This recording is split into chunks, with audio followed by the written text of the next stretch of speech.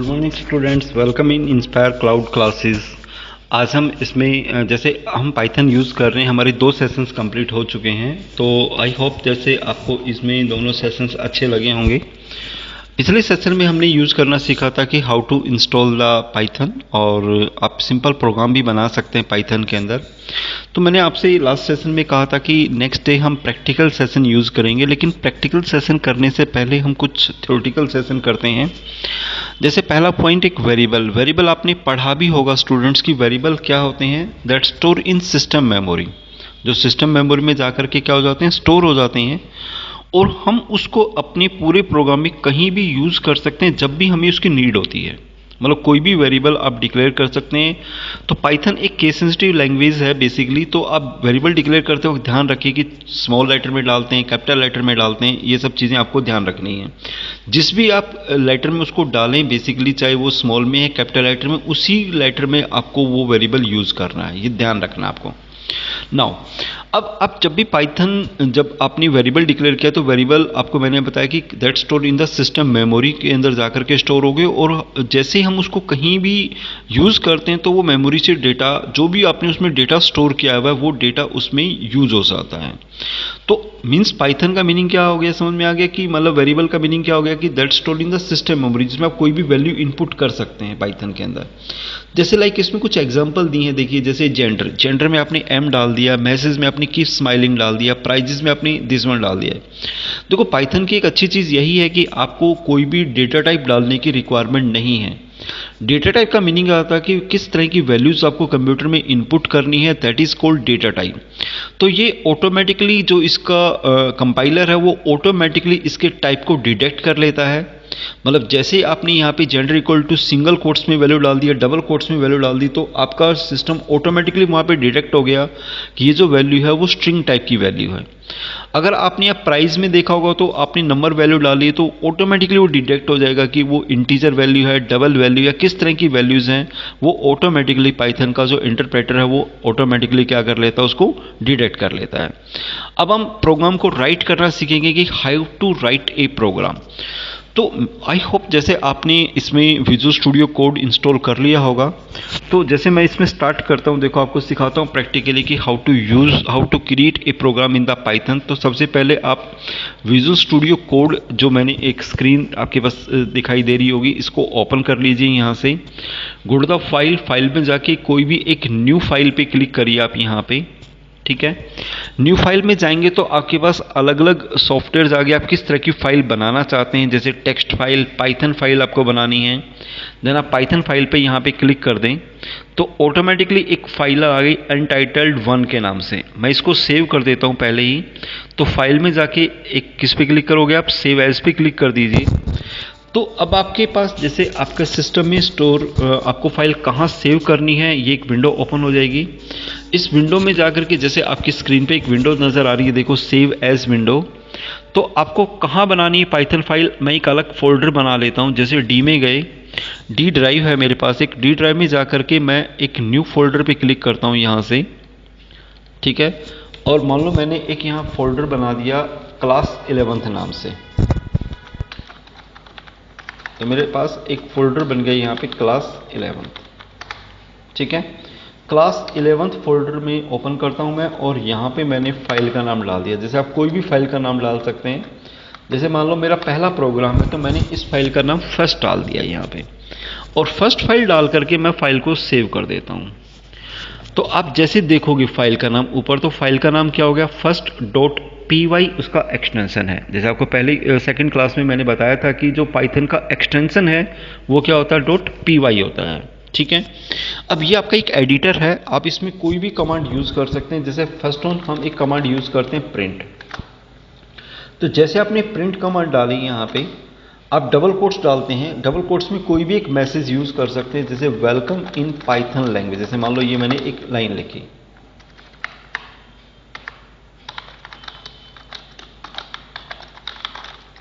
ठीक है।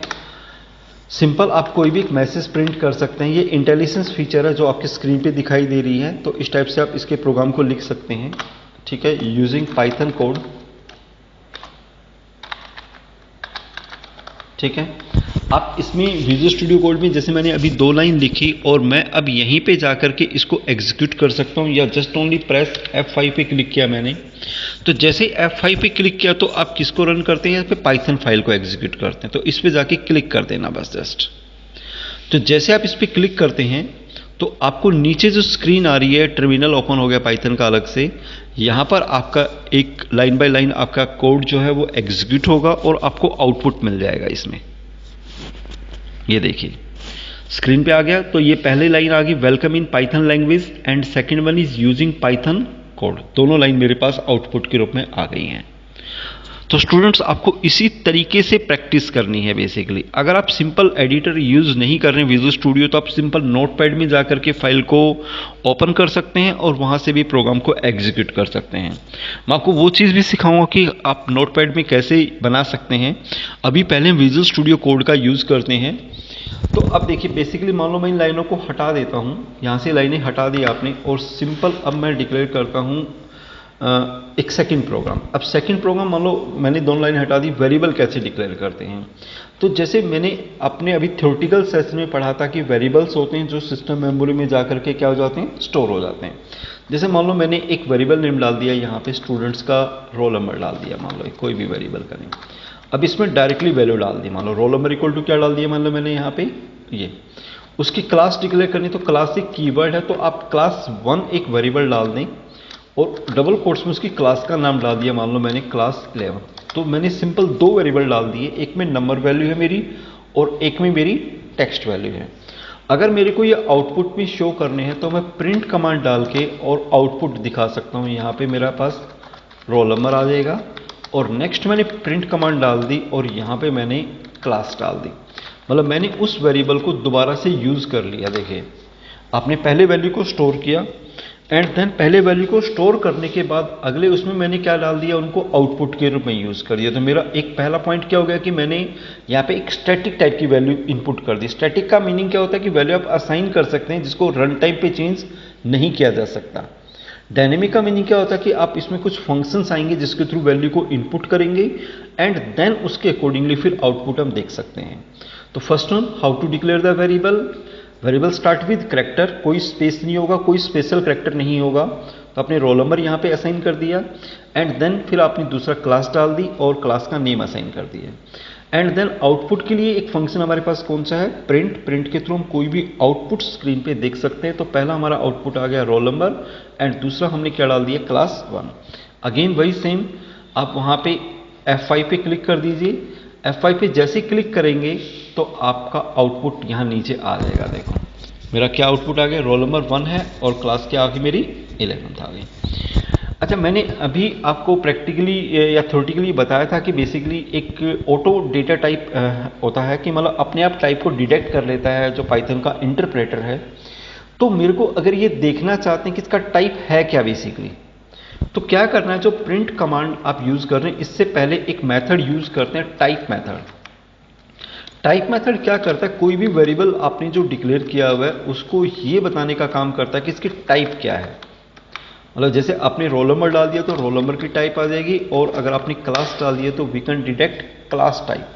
ठीक है, खाली हमने एक और मेथड का यूज किया प्रिंट के साथ में यहाँ पे टाइप। ठीक है, टाइप मेथड हमें ये बताता है कि जो भी आपने वेरिएबल यूज किया या कोई भी वेरिएबल में अपनी वैल्यू असाइन की है उस वैल्यू के अकॉर्डिंगली आपकी जो टाइप है वो ऑटोमेटिकली डिटेक्ट हो जाती है। तो यहाँ पे आउटपुट देखिए, अब क्या आ गया आउटपुट, क्लास पहले में इंट और दूसरे में किस टाइप की वैल्यू आ गई, स्ट्रिंग। मतलब पहले जो हमारा रोल नंबर है वो इंट टाइप का है और जो सेकंड क्लास जो वेरिएबल है वो हमारी किस टाइप की हो गई, स्ट्रिंग टाइप की हो गई। तो स्टूडेंट्स क्लियर हो गया कि वेरिएबल कैसे डिक्लेयर होते हैं, उसमें टाइप जो है वो आप जो पाइथन का इंटरप्रेटर है वो ऑटोमेटिकली कैसे डिटेक्ट कर रहा है। तो दैट इज द प्रोग्रामिंग कि आप कैसे प्रोग्राम बना सकते हैं इसके अंदर, पाइथन के अंदर को। तो उम्मीद है कि आपको ये चीज़ें आसान लगी होंगी और समझ में भी आई होंगी।